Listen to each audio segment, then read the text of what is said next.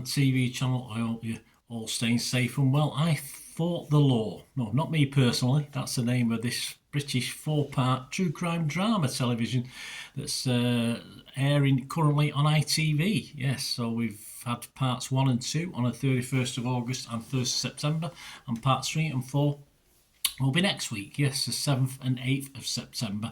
Or you can just do what I did and binge watch it on the ITV player. So enjoy. This has Sheridan Smith in it. So a lot of people, a lot of love out there for Sheridan Smith. I think there has been for many, many years. This is written by Jamie Crichton. Lucy Mangan of The Guardian said, "No one does this kind of drama better than Sheridan Smith." She gave it 4 stars, Lucy. Very hard to find anyone disagreeing with the sentiment behind that one. She's probably right, though, although there may be a handful more ladies I think could play a similar role as well here in the UK. I'm doing this review on the 2nd of September. Please, guys, if you can smash that like button. Of course, it's all to do with algorithms on Twitter and X and social media. So if you can hit that button, it's a great help to me as a channel. That's fantastic. So please, if you can consider that for me, or subscribe, or if you're not already done so, that'd be fantastic. So yeah, get hitting that like button, guys, if you can. Right, as well as Sheridan Smith in this, we've got Daniel York-Lowe, Enzo Silente, Victoria Wyant, Marlo Chan-Reeves, Olivia NG, I don't know how to pronounce that, my apologies, Jake Davis, and Jack James Ryan as the sort of the nasty evil one in this one. The series is based on Anne Ming's non-fiction book, For the Love of Julie, detailing a long campaign to overturn the 800-year-old British double jeopardy law following the murder of her daughter. Anyone think of changing it before now, over 800 years? But that's how it is.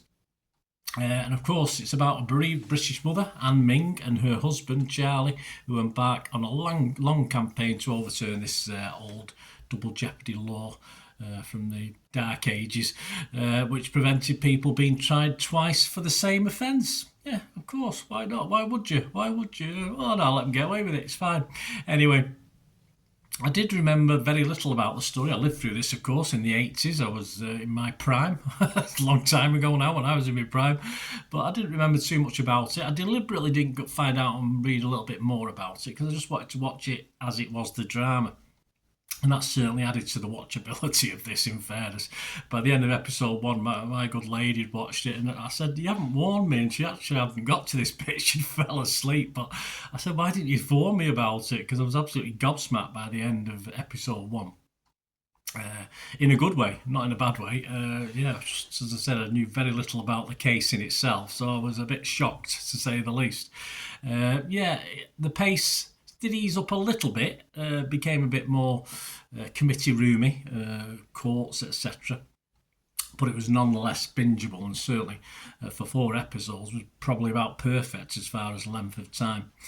Sheridan Smith, let's get back to Sheridan. We have to say, as ever, does a great job with the role. Full credit to her. And she plays quite an interesting character, a character I didn't initially warm to. She's a fighter, she's a bit rough around the edges, but very formidable, of course, in her pursuit for justice, despite what it may cost her in her personal life herself with her other family relations, etc.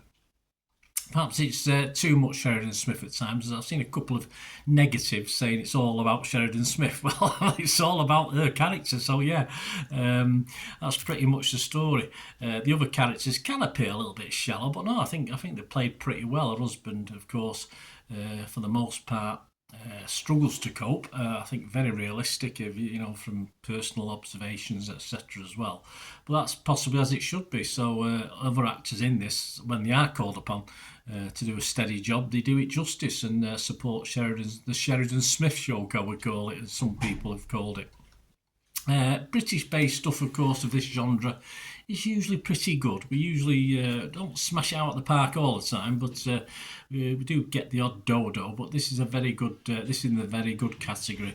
Doesn't overdo it. There's good balance within the story. There's the odd time shift as well. It gives you a bit of backstory to the whole thing. They don't overdo the court sequences, committee room bits, etc., which a lot of people will be happy about. My good lady included. She likes courtroom, not too much of it. It doesn't overdo that. I mentioned Lucy Mangan earlier, of course. She gave it 4 stars. She also said this true crime drama about a woman who forced the government to change the law so her daughter's killer could be jailed is totally elevated by Sheridan. Her brilliance turns it into genuinely moving TV. So yeah, certainly for Sheridan Smith fans, there's not much to go wrong with this drama. And many of this type of film as well, as we've had fudged conclusions. Remember the famous post office one? It's still not, as far as I know, I don't listen too much to the news these days. It's quite depressing, but we've still got that knocking on, haven't we?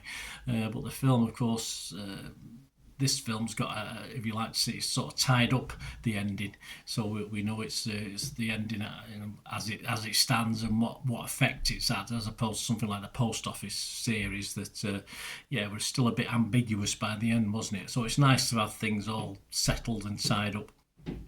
I think 99.999% of us in a similar position to this lady, I'm sure, wouldn't have had the sheer drive to go on, put right, wrong, hundreds of years of law that's out there, and have the tenacity to do it. What a woman, what a story, and I'm glad it's been told. And I say it's made me go out and find out a little bit more about it, a little bit more about the guy who was convicted for the killing, etc., etc. So very interesting, and that's what I like about some of these dramas. If it makes you go out and find out a little bit more, that means it's worked for me totally, and this totally works. There's nothing on Rotten Tomatoes or Metacritic as such yet, but Internet Movie Database, just under 200 scores and reviews as I'm recording this on the 2nd of September. And it's getting a healthy 8 out of 10. I can't disagree with that personally. Not quite as high, but I've given this a 7.5 out of 10. As I said, if you don't know too much about the story or the real events that surround it, probably watch it first and find out after. I think that's the best way of doing it. Don't read too much early. Just enjoy the drama, and it is enjoyable in a constructive way, because that's what we get out of this. A constructive ending, and that's always nice, isn't it, with these sort of real life things. There you go, guys.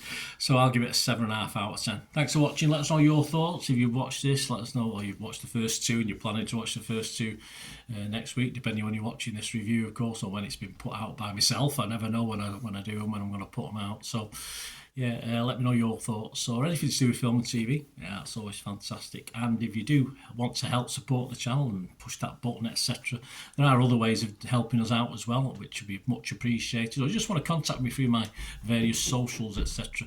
All I ever ask is you keep watching and listening. Again, hope you enjoyed the feature, guys. Thanks for watching. Please, if you did enjoy the content, please give us a thumbs up, and if not already done so, press that subscribe button. If you're not already subscribed, that'd be wonderful. It's free to subscribe, absolutely free.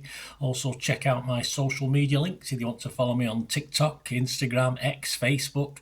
They'll all be in the description below. And my special thanks to supporters of the channel, yes, Piat6505, who have an eBay shop selling film and TV memorabilia, including posters, books, magazines. There'll be a link again in the comments section. And if you're into your football, don't forget my football stuff on Manchester City for general football fans, but mainly City fans, of course. Or if you know someone who might enjoy that, give them a kick in my direction. I'll be very, very grateful. And as ever, guys, comments on this feature is wonderful. Anything to do with film and TV is always very, very welcome. It's great to talk film and TV. I thank you, guys, for your support. Stay safe, everyone.